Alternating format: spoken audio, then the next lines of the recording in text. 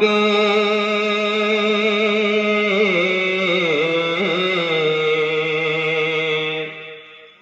بے سہاروں کے بن کے سہارے رسول باوقار آئے، رسول باوقار آئے، بے سہاروں کے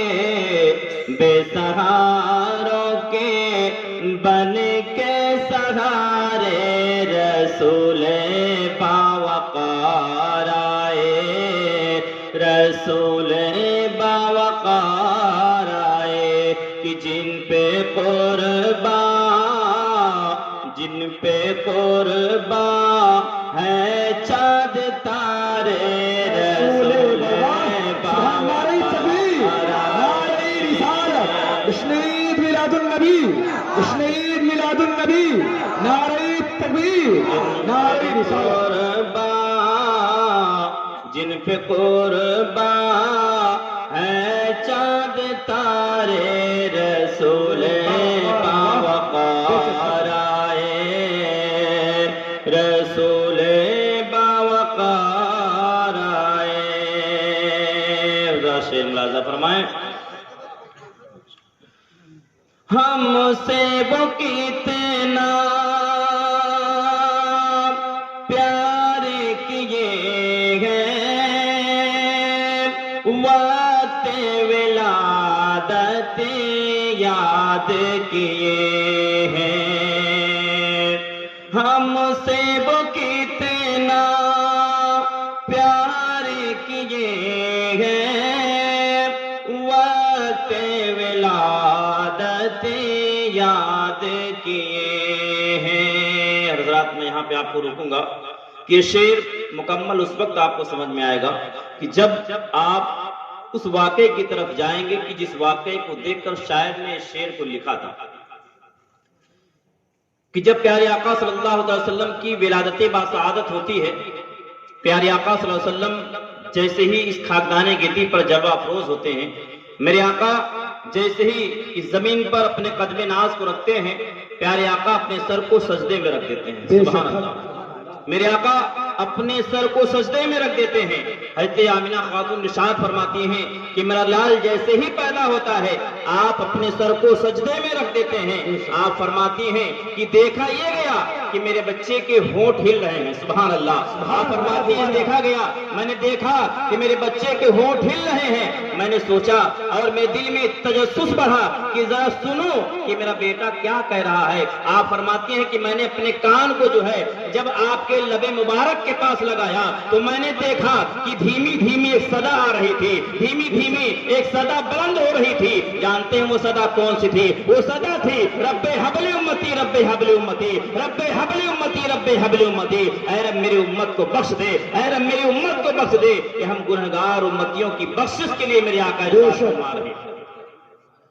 تو اسی کو شاعر بڑے پیارے انداز میں کہتا ہے، میرے رسول ابھی آپ جلوہ افروز ہو رہے ہیں اور ہم گنہگار امتیوں کو یاد فرما رہے ہیں۔ مسلمانوں جن کا میلاد منا رہے ہیں آپ ذرا سوچیں وہ ہم سے کتنا پیار کر رہے ہیں کہ آج آپ ان کی الفت و محبت اس میلاد کا اہتمام کیے ہوئے ہیں۔ شاعر بڑے پیارے انداز میں کہتے ہیں، سماعت فرمائیں، کتنا وہ ہم سے پیار کیے ہیں، وقت ولادت یاد کیے ہیں، کتنا وہ ہم سے پیار کیے ہیں، وقت ولادت یاد کیے ہیں، ساری ساری راتیں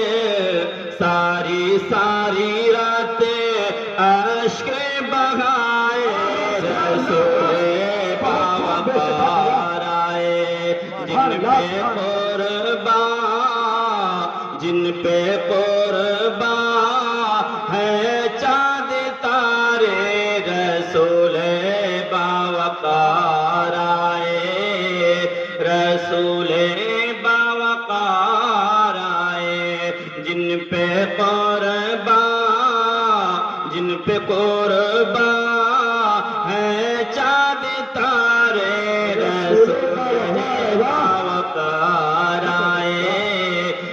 رسول باوقار آئے۔ حضرت بشیر میں حضور مفتی صاحب قبلہ کے قدموں کا بوسہ لیتے ہوئے آپ تمام حضرات کے کانوں تک، آپ کی سماعتوں تک یہ شعر پہنچا رہا ہوں، سماعت فرمائے۔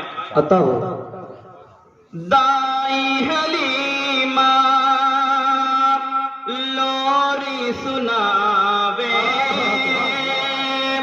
دائی حلیمہ لوری سناوے، جبریل آ کے جھولا جھولاوے، دائی حلیمہ لوری سناوے، جبریل آ کے جھولا جھولاوے، چندہ جھک جھک، چندہ جھک جھک، صورت نہارے،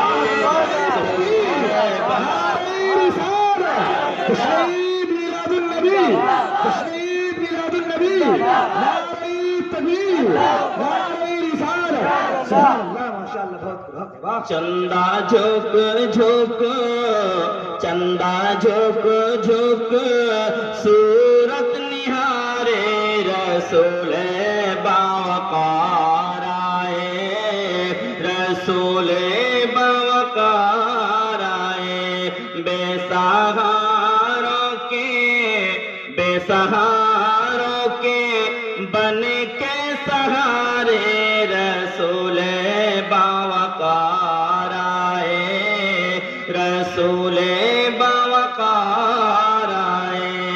حضرت بشیر ملازہ فرمائے، کشتی بولا میں ہے،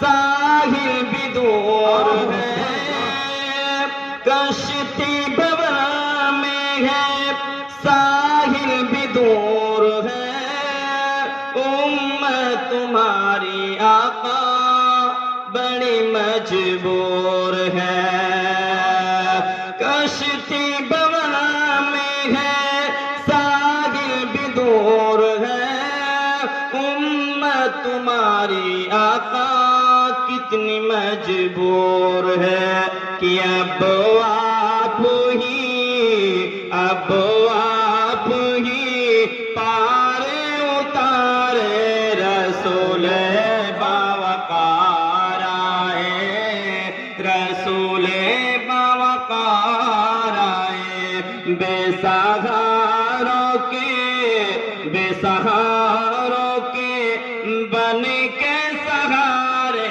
رسول باوقار آئے، رسول باوقار آئے۔ درود پاک میں اللہم صلی اللہ سیدنا مولانا محمد بارک وسلم صلی اللہ علیہ وسلم علیہ یا رسول اللہ، صلاۃ و سلام علیک یا حبیب اللہ صلی اللہ علیہ وسلم۔ حضرات، ہمارا پیارا رب ارشاد فرماتا ہے، قد جاءکم من اللہ نور و کتاب مبین، تحقیق کی تمہارے پاس اللہ کی طرف سے آ گیا نور اور روشن کتاب۔